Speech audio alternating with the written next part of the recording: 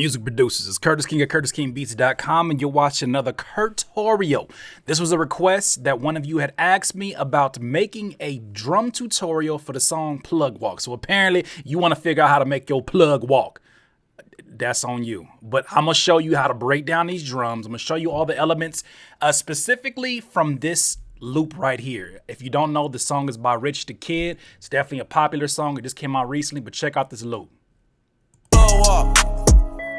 I don't even understand how the fuck my plug talk. Pick him up in a space coupe, I don't let my plug walk. Okay, so that's that. Let me show you what I actually created from that so you get an idea of what I'm getting ready to go over tutorial-wise.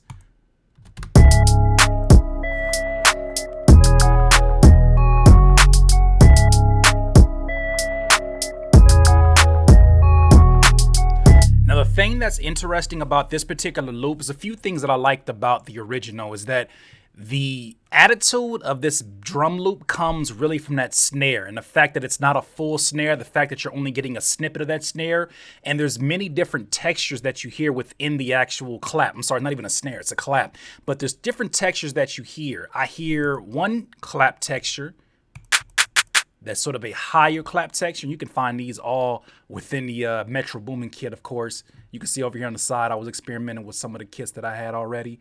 The second one is one of these kind of claps, like a mid clap that kind of gives you a little bit of the bass frequency of the clap, but it's just giving you just enough to have a snap on the backbeat.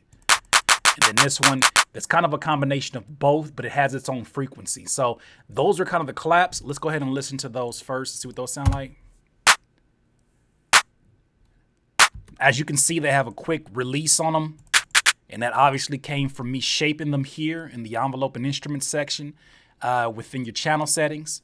Once again, I took the delay all the way down. I took the attack all the way down and the hold. And I seen somebody make a comment about, oh, just because you take those down, I'll make your drums bang. And I just want to say, shut up. I don't got nothing else to say to you. Anyways, this is the way that you shape them so that it has a different bounce and a different release. Sometimes when you let these claps run free, it changes the entire rhythm of your drums. So that's what I did for those. The hi-hats were pretty straightforward. I think something that gets overlooked is the fact that it does change keys or change pitches in between these hi-hats. Now, it may not be perfect, but it's definitely the rhythm that it was there, right?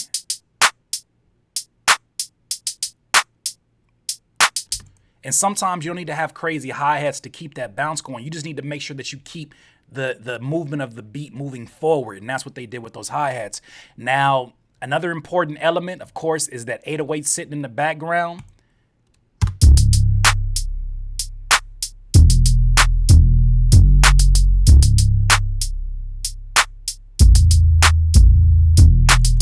And for that 808, I actually used one of the Kontakt libraries, the one for, what is that? 808 Warfare is what I used. So that was what I used for the 808s. Now let's get to those kicks, because if you listen to the original, you'll notice it's a very thumpy kick that pushes through. So I have two layers of kicks. One I have that plays its own frequency. It's more so of a bass, really pushing through forward on the kick frequency, really bassy kick. And then you have another one that is, I'm sorry, this is the one that is the thumpier kick, excuse me. This one is the one that has more of the bass frequency. A lot of other frequencies have been cut out of that. You can actually see I went kind of crazy with the boosting here. I did most of my boosting almost like in a mountain curve right here. Because if you listen to the original, let's listen to a little bit of it so we don't get flagged for YouTube's sake. But listen to it again. You see how thumpy that comes through? Well, that comes, I think, from layering or just having a kick. And obviously, we can't find the perfect kick that they have, but this is what I have for a combination. No, that's not mine. That's Rich the Kid. So together, you're seeing that they're attacking different frequencies specifically for the kick.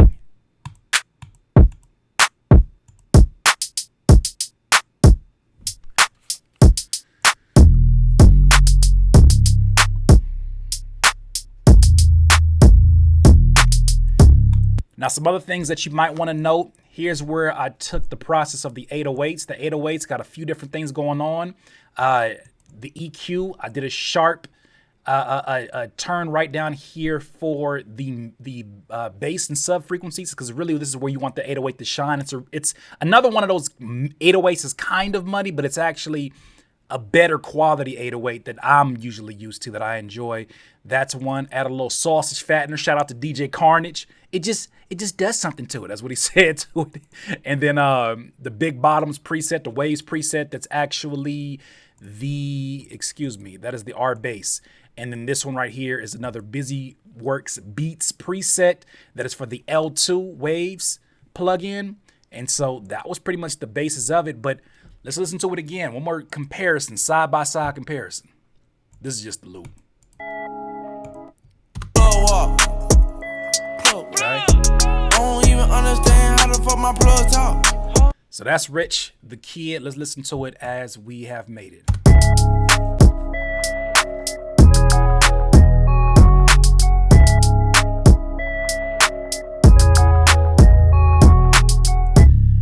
So that's that for that particular drum tutorial. If you have any other requests for drums you want me to break down and kind of mess around with the textures and see everything that's in it, I'm not going to always get them exactly perfect, but this one right here is pretty damn close if you ask me. So if you have any requests, put them down there and below in the comments. Please smash the hell out that like button, punch it up. I mean, make it your best friend and enemy. Punch up that like button, subscribe to the channel. Once again, this is Curtis King of CurtisKingBeats.com, and you've been watching another drum tutorial. Have a good one.